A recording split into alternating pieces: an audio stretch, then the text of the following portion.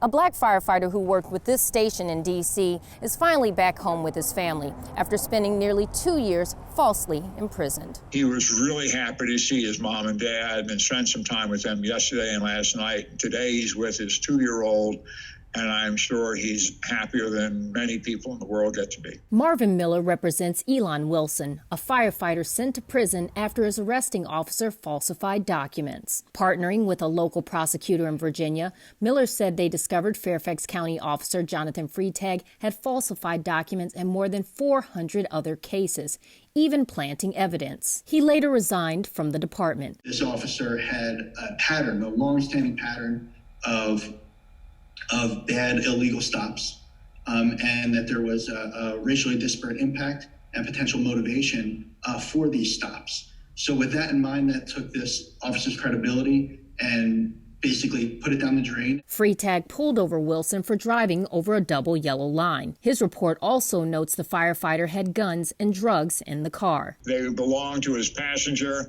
who was originally charged, and then they dropped the charge because the passenger was a juvenile at the time. With 2 felony warrants for possession of a controlled substance with the intent to distribute and a firearm, firefighter Wilson faced a minimum 10-year prison sentence but took a plea deal in 2019, agreeing to serve up to 3 years, even though he continued to maintain his innocence. He was very upset. He had a 5-month-old. He is a good and enjoys being a firefighter and helping others, and it was crashing his career.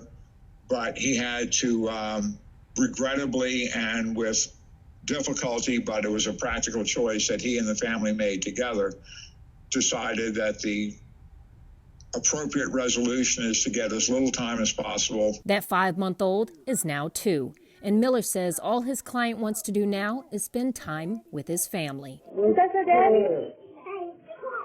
The prosecutor's team will continue to analyze all cases tied to Officer Freitag as they try to vacate and overturn hundreds of convictions. In the meantime, the fire department tells Newsy that Wilson has not reached out to them to get his job back.